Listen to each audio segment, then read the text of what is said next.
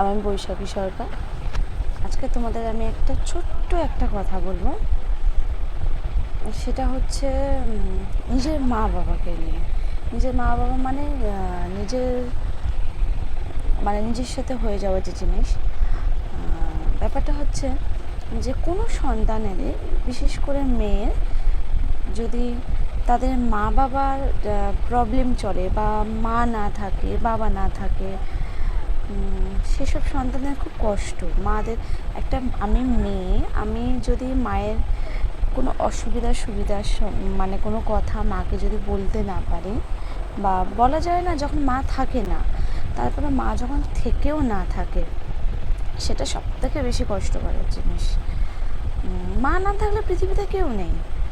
মা যদি দূরেও থাকে, সে মরে যাওয়ারই মতন।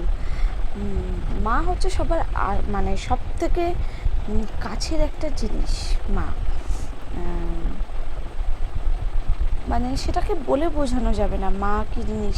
আর সবথেকে বেশি যাদের মা বাবার সেপারেশন চলে, বা যাদের মা বাবা আলাদা থাকে, ডিভোর্স হয়ে যায়, তারা বোঝে। যাদের মা বাবা থাকে না, যদি মায়ের সাথে দেখা হয়, তখন মা কী করছো, জাস্ট যখন আসবো আরও অন্য কিছু নিয়ে বলবো, আমারই জীবনের কিছু জিনিস নিয়ে আসবো। আজকের মতো আসছি। Good night.